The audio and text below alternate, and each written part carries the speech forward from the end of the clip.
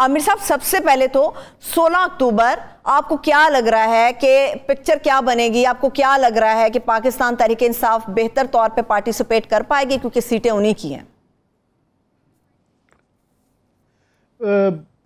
सारा मामला 16 अक्टूबर का भी नहीं है, 23 अक्टूबर भी है, जिसमें कराची और हैदराबाद में भी इलेक्शन होने हैं।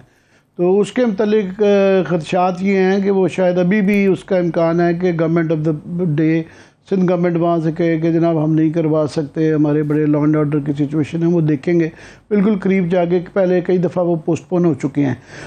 16 अक्टूबर की सियासी मंतक समझ आती है कि इस वक्त क्योंकि कंटेनर लग रहे थे और इमरान खान साहब ने बहुत ज़्यादा यलगार की हुई थी और हल्फ लिए जा रहे थे, सूबों में, तहसीलों में, छोटे शहरों में 5000, 4000, 6000 बंदे लाने की कोशिश थी और इस्लामाबाद को बंद करने के लिए बातें की जा रही थी।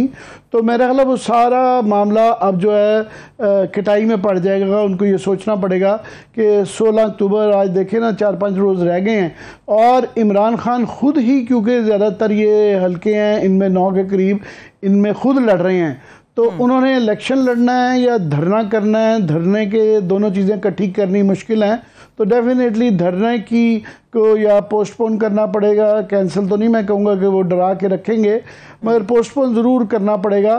तो उससे एकदम से ईज़ ऑफ हो जाएगा, जो बहुत ही 1-2 दिन में आ गया था कि पता नहीं ये क्लाइमेक्स हो जाएगा। राना सनाउल्लाह साहब अपनी मुँछों पे ताव दे रहे थे और उधर से पंजाब के अंदर गिरफ्तारियां वगैरह अपनी चल रही थी। तो ये एक थोड़ा सा तंत्र आप कह लें कि बदला गया है। इसके साथ 2-3 मामला जुड़े हैं। एक मामला तो ये जुड़ा हुआ है कि ये इस्तीफ़ों का मामला अदालत में भी है, वहाँ भी इस इस्तदा के ऊपर बहस हो रही है कि आया इनको, और ये पार्टी के अंदर भी डिस्कशन चल रही है, सियासत में भी डिस्कशन हो रही है कि पीटीआई को इलेक्शन के अंदर जो है जो इस्तीफ़े थे वो वापस ले लेने चाहिए और असम्बलियों में जाना चाहिए। यहाँ तक कि सदर अलवी साहब ने भी कहा कि वो एग्री नहीं करते, ये गलत फ़ैसला था। मगर वो क्या जा पाएंगे, क्या अदालत उनको कहेगी और ये कब कहेगी? ये बाई इलेक्शन के बाद होंगे।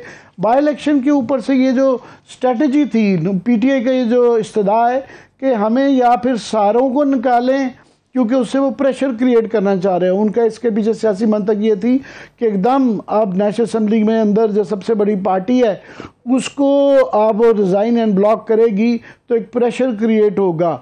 उन्होंने काउंटर ऑफेंसिव ये किया कि उन्होंने किस्तों में करने शुरू कर दिया कि 10-10, 15-15 की, जो फिलहाल 10 लोग 9 नेशनल असम्बली और 3 प्रोविंशियल असम्बलियों के अंदर इलेक्शन हो रहा है। तो उसके पीछे, और ये जो चुनी गई हैं ये कॉन्स्टिट्यूंसीज में नज़र मार रहा था, उन्होंने अपनी तरफ से वो वाली कॉन्स्टिट्यूंसीज चुनी हैं जहां उनके ख्याल में पीटीआई कमज़ोर है। वैसे ये इनकी जो एजम्पशन थी, ये पहले बाई इलेक्शन में भी था कि जनाब ये नून लीग समझती थी ये सारे जीत जाएंगे या आधे जीत जाएंगे, तो इनको वहाँ काफ़ी बुरी शिकस्त हुई थी। मगर अभी भी ये चुने गए हैं फैसले, और मुल्तान में पहले भी ये हारे हैं, मगर इनका ख्याल है कि जी इस दफ़ा ये इनकी बेहतर स्ट्रेटजी होगी। वहाँ ज़ाहिर है गुलानी कुरैशी फिर मुखालिफ होंगे। फिर उसके बाद 4 सदा और मर्दान में हो रहे हैं, वहाँ ANP और JUI, ये वहाँ पे हमेशा 3-4 पार्टियों में, पीपल्स पार्टी, PTI, JUI और ANP के दरमियान फैसला होता था। अभी बाकी सारी पार्टीज मिल गई हैं, तो उनका ये ख्याल था कि शायद यहाँ पे बाई इलेक्शन से PTI को शिकस्त दे सकते हैं। और भी 1-2 चीज़ों में आइडिया ये है कि PDM का, कि अगर यहाँ पे 1-2-3 जगह भी शिकस्त हो जाती है तो वो ज़ाहिर है इमरान खान को शिकस्त होगी।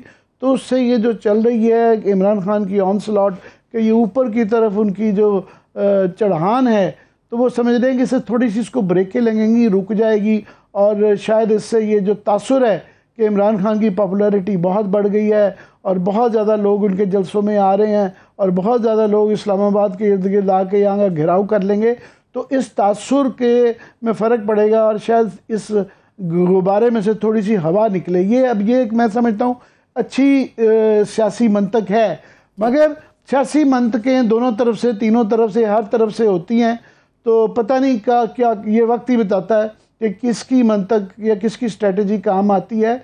इस दौरान में याद रहे कि इसके इर्द गिर्द जो है एक बहुत बड़ा फ़ैसला मुतवक्को है, वो चीफ ऑफ आर्मी स्टाफ की तैनाती है, जो कि अब ऑलमोस्ट सदर बाजवा साहब, जनरल बाजवा साहब के अमेरिका में बयान के बाद कि उन्होंने एक्सटेंशन नहीं लेनी, जिसको उन्होंने डिनाई भी नहीं किया, तो ये नए आर्मी चीफ लगने का बहुत ज़्यादा इम्कान हो गया है, बल्कि ऑलमोस्ट लगता है कि वो हो ही जाएगा। तो इस दौरान में जब ये बाई इलेक्शन में बिज़ी होंगे तो ये एक फ़ैसला भी, इस पर तलब भी बहस चल रही है। दूसरा ये है कि करवाने वालों ने ये सोचा है कि अभी हालात उनके लिए बेहतर साजगार हैं कि अभी करवा लें, कल को कोई पता नहीं कि कौन आता है, कौन क्या हालात होते हैं, कितनी न्यूट्रलिटी होती है और न्यूट्रलिटी किसके हक़ में जाती है। काफ़ी सारे वेरिएबल्स हैं, वो जो अंग्रेज़ी में कहते हैं ना इम्पॉन्डरेबल्स, जिनका पता नहीं है कि वो किसको फ़ायदा देंगे। तो मेरा ख्याल है ये अच्छी सियासी मंतक है। ठीक है, लेकिन आमिर साहब इसमें एक जाविया या एक आप कह लें कि नुक्ता ये भी है कि पहले आपको याद है कि इन इस्तीफ़ों को लेकर या इन मामले को लेकर मुबैना ऑडियो आई थी चीफ इलेक्शन कमिश्नर साहब की, जिसके ऊपर तहरीक इंसाफ ने ये जोर दिया था कि किस तरह से ये प्लान किया जा रहा है। फिर उन्होंने कहा कि स्पीकर साहब जो है वो एक साथ इस्तीफ़े मंजूर करे वरना इन्हें कबूल नहीं किया जाएगा। आपको लगता है अगर PTI इस इलेक्शन में, इस इंतखाब में हिस्सा लेती है तो स्पीकर साहब के इस एक्ट की वो तायीद कर देती है कि अगर उन्होंने मुख्तसर लोगों का इस्तीफ़ा कबूल किया तो वो बिल्कुल ठीक था?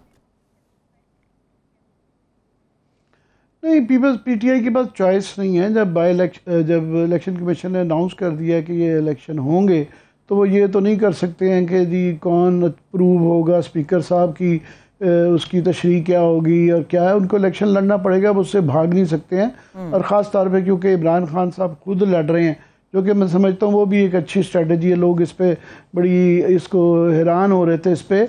तो ये उसकी सियासी मंतक जो मुझे समझ आई है वो है कि बरतानिया में, क्योंकि IRA उन्होंने काफ़ी दहाइयों तक वो बरतानिया की हुकूमत को नहीं मानते थे, तो उन्होंने इलेक्शन जब वहाँ होते थे तो जेरी एडम्स नामी एक शख्स थे जो कि उनकी जो पॉलिटिकल विंग है शिन फेन, उसकी तरफ से वो लड़ते थे और वो जीत जाते थे, मगर वो ओथ नहीं थे रहते, क्योंकि हल्फ लेने का मतलब है कि हम ताज बरतानिया को मानते हैं। तो उनकी वो हल्फ ना लेने की वजह से मेंबरशिप नहीं होती थी, और जब मेंबरशिप नहीं होती थी तो बाई इलेक्शन होता था, वो बाई इलेक्शन में वो फिर जीत जाते थे। तो ये सिलसिला जारी रहता था। फिर फाइनली उसका सलूशन जो है बरतानिया की हुकूमत ने ये निकाला कि उनको एक ऑफिस दे दिया गया कि ये बग़ैर ओथ के ही जो है ना ये हमें कबूल हैं, ये रोज़ रोज़ बाई इलेक्शन नहीं लड़ सकते। तो यहाँ भी यही स्ट्रेटजी लगती है कि ये बाई इलेक्शन होंगे, मगर चूँकि लोगों को, वोटर्स को पता है कि ये इस पे इमरान खान हल्फ नहीं लेंगे, तो फिर यहाँ दोबारा बाई इलेक्शन होंगे, तो फिर देखेंगे इसका क्या नतीजा निकलता है।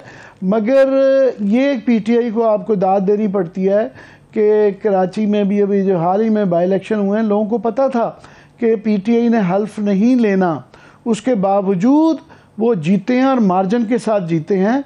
सो मेरा ख्याल उनके वोटर को ये पता है कि ये इन्होंने हल्फ नहीं लेना और ये हमारी खिदमत नहीं कर सकेंगे, हमारी नुमाइंदगी नहीं कर सकेंगे, तो उनका वोटर उसके बावजूद उनको वोट दे रहा है, तो वो थोड़ी सी उनकी स्ट्रेंथ शो करता है।